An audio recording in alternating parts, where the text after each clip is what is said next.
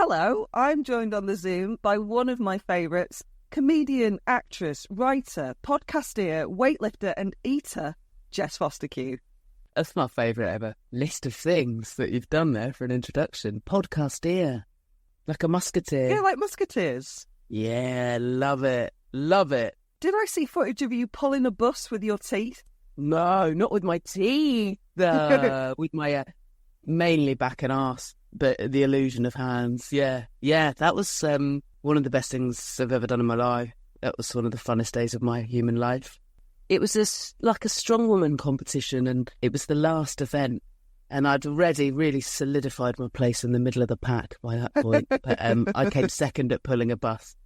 And some of the women were mega that day. They were extraordinary. It was the first one of those I'd ever done. I've still only ever done 3. In an amazing gym in Deptford called Commando Temple, run by an amazing strong woman called Maya Blair. Yeah, what a day. That's incredible. I love it. You kind of like Jeff Capes, but a lady. In his latter years, Jeff Capes was often photographed or filmed with a tiny little bird on his shoulder. Yes. My grandma was obsessed with Jeff Capes and Big Daddy. Fucking loved them. God. I think the bird was just for his perspective to make his shoulders look bigger, don't you? Do you think he lost a little bit of bulk and he was like, I know what I'll do? I know. If I get small creatures nearby, I'll look like a sort of benevolent... Yeah, he's going to look... He's got Snow White energy with a hench frame. If anything, this made me respect him more, to be honest with you. Yeah. Talking of Hench, I rewatched Hench last night because it's available as an Amazon Prime special. A Hello, Yes Please, Jess Fostekew on demand. Thanks. 2 things. 1, after we finished, my husband immediately did 40 push-ups. What an effect. Whoa. Wowee. I never intended to be anybody's fitspiration. And also, all of it is very thoughtful and very fucking funny. But I was really re-struck on your bit on diet culture and how many brilliant women waste time, energy and potential trying to be smaller because of it. And obviously the patriarchy, always there in the background. Me. Now, I'm still not quite there yet with my body, but I am getting there. It astonishes me that I now daily and willingly put something called bulk into my body, just of my own volition. How are you with your body now? Are you friends with it? Physician, did thy heal thyself? Yeah, I'm a lot further on. That was 2019, 2020, what there was of 2020. And the irony is I think I'm a lot further on now. You know, I was talking the talk, but I tell you what, I must have come quite far because I got much bigger during the lockdowns. I just wasn't as active or as full of adrenaline as I was before that. And that was okay. It wasn't great. I didn't feel lovely about it, but I didn't panic. And I didn't revert back to the sort of disordered eating I would have done historically in those kind of moments. I thankfully had I remember a brilliant conversation, can't remember exactly who with, where they just said, yeah, but when the world reopens, you'll go back to your normal level of activity and your body will go back to normal. And I was like, oh yeah. And there's all sorts of things that happen, you know, over the course of menopause, injury, work, meaning you can't move like you want to move, pregnancy, illness, all sorts of things happen all the time. You don't always get to control your sort of level of your activity and what your body's up to. So I think a lot more about in terms of if I get to do the amount of PE I want to do, that is a privilege. That is a massive privilege. That's an honour. And yeah, I am further on, but I'm not fixed. I don't think I'll ever be someone who looks in the mirror and goes, whoa. I'm still not someone who gets their guts out on Instagram or, never say never, but I'm in awe of people who are like so comfy in their skin that they can do that. And I think it is the future. I think there's some madness. So one thing that happened in the last kind of year that tickled me is I was trying to write a bit of material and the punchline was Bowden Tankini. And so as a conscientious comedian, I thought I will check if that item exists. Long story short, 5 minutes later, it turns out there was a sale on and I'd bought a Bowden Tankini. All the while thinking, oh God, who am I? Who am I? I did not think I was in that bracket yet. And then, I was putting stuff about this on the Instagram and a much younger friend who's in her mid-20s, an Italian woman, like a really beautiful, cool Italian woman, was like, what in the hell is a tankini? And I was like, oh no, I've fallen for Ian in advertising's trick. Of course a young Italian does. They've told us that it's cool and young and sexy by putting "ini" on the end. Same thing they did with Paolo Nutini. And now, I thought it wasn't for middle-aged women, it's for cool young Italians. And young Italians have never heard of a tankini. And actually, when you are forced to describe a tankini to someone who's never heard of one, it is depressing. Yeah, it's got "ini" there, but it's also got tank. Tank is a hard sell, as you said, bulk. They weren't aiming at... I don't think they were aiming at women when they first invented that supplement brand. Although I also get my bits and bobs from there as well. I think they're great. And also don't mind if someone said, oh, you've put on some bulk. I think I could take that in a relatively neutral way these days. Anyway, yeah, when you're forced to say, it's like a bikini, but with the top is long to cover your body you hate. There's sort of no other way of putting it other than that. There's no other way. It's sort of like, covers up the bits you're ashamed of. You're God, it's so bleak. It's so bleak. Otherwise, you're just blatantly lying. Like, I quite often get quite cold on the beach. And so I like to just have that little bit of extra coverage. I'm perfectly normal regulating my temperature around my sort of shoulders and neckline and from the knees down. But I do find the belly button does catch a draft. Yeah, right. A nesh tummy. We've all got a bit of a nesh tummy. It is progress, though, and I do think, what we're fighting against means that any progress is absolutely to be applauded. Yeah, exactly. It's true. And I would say now, if someone says you look strong, or God, you're like, they comment on a body part in any way where what they're trying to do, however claggingly they do it, says you're strong, I think thanks. And I genuinely just think thanks now. And that's gone from being a very conflicted thanks to a very definite and real thanks. I had a lady say, oh, I want thighs like that when I grow up. I had someone say, I had someone call me Quadzilla. And all of those things, I think, 2-3 years ago, maybe more like 4 or 5 years ago, I'd have been like, Now I think, oh, kid. A little side note, I also spotted that The Silence of the Nans was available to watch. I can't tell you how often I think about you on that cruise ship and laugh. Oh, I'm sorry.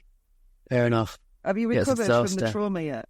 Yeah, I am. I'm over that now. That was 7 years ago. But yeah, I'm over that. I say I'm over it. I'm never, ever going on a cruise again for fun or for work. Ever. Like, that's just not how I want to go down. In every sense.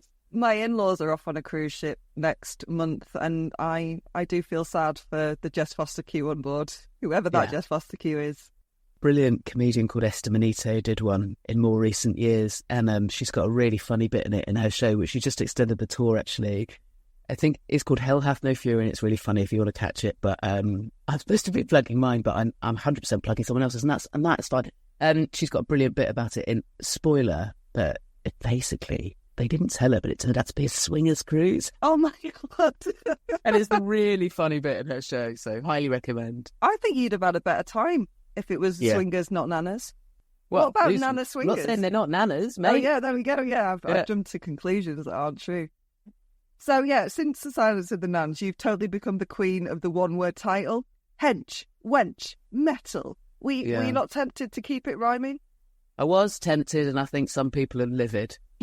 No, I haven't. But then I just thought, where does it ever end? Do you know what I mean? And actually, I think having 3 or 4 years of your DMs being pretty full of people going, stench?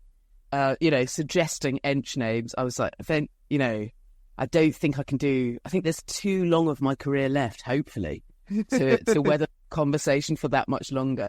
And also, it might surprise people to know, but, you don't... pick a title and then write a show to that theme. You write a show and then you need to give it a title based on what you wanted to write a show about. Links behind the curtain, and also a cat behind your shoulder. Cat intruder. Is that the one who talks? Yeah, Conrad. Hello? Just for the listeners, that's a cat, not Jess. It's incredible. No, that's the noise he makes when he's needs a shit. Okay, tell us a bit about metal. It's such a great word. Such a great word. Thank you. I think it's a weird word, and actually I quite like choosing slightly weird words that might need explaining. Not that I do explain it. I only say it once in the whole show. Well, metal is it means grit, determination, and it's a show about trying hard. It's a show about... do you know what? You have to write like a press release, or you have to write a summary of your show ages before it's finished. Yeah. And I accidentally got it right.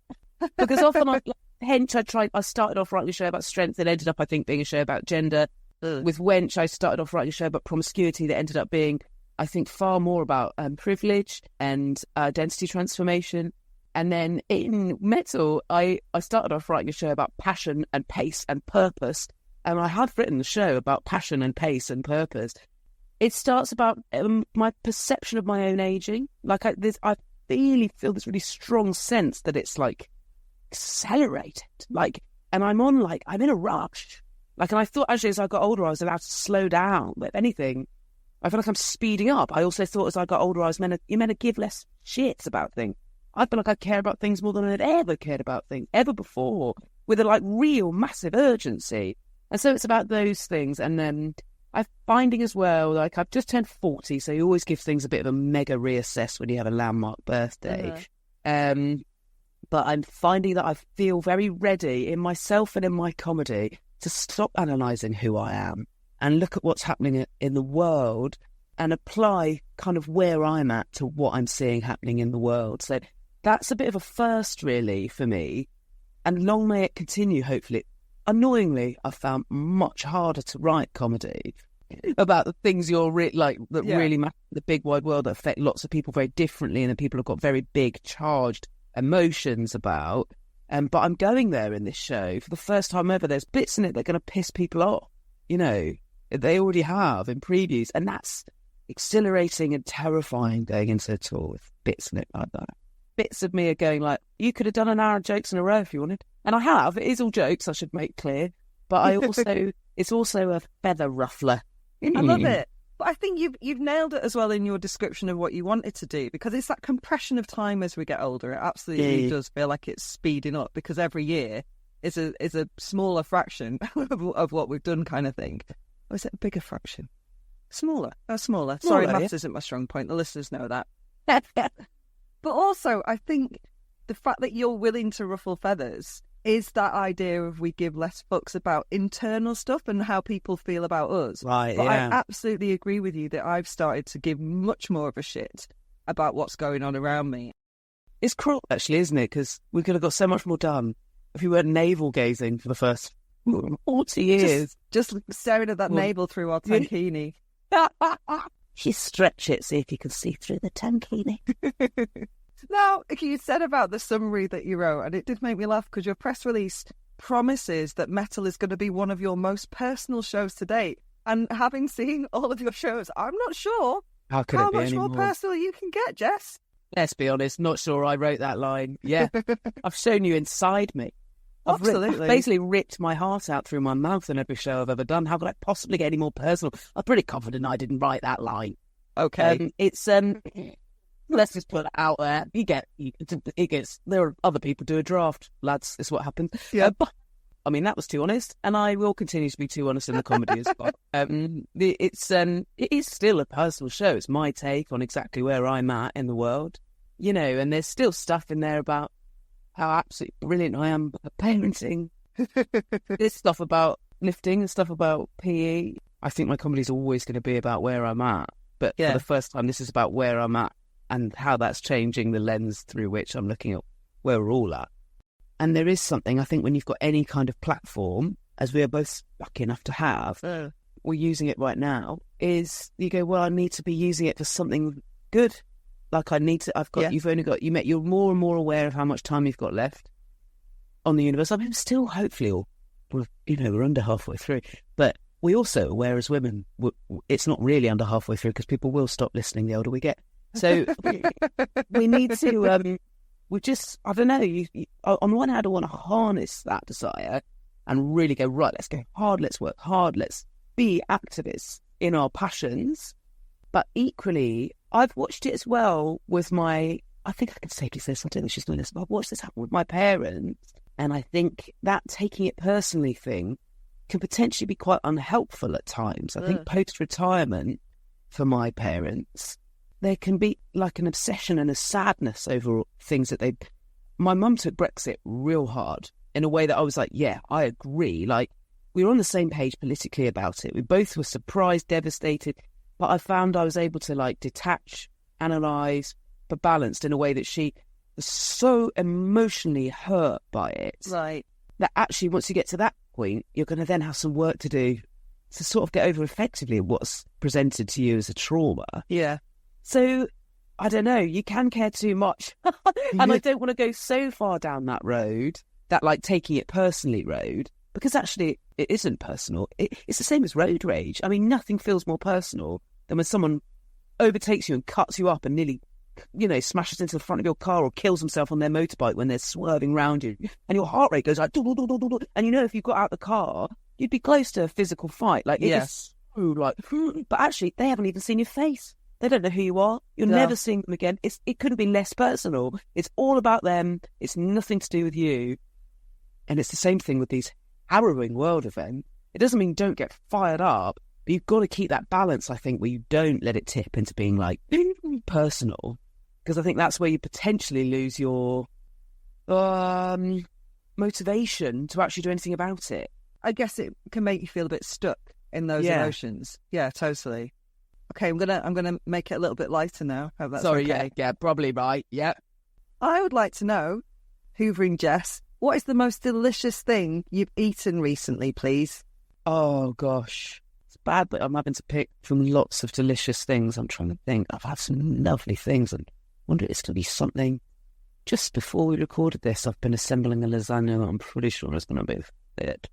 But no, the most delicious thing I've eaten recently it was in December. I went to a restaurant in Islington. It's tiny and brilliant, and it only does a tasting menu, but it's lipping reasonable, called Black Axe Mangal, and they either have an omnivorous or a vegan version. It blew my mind. I ate things I'd never eaten before. I tried sweetbreads.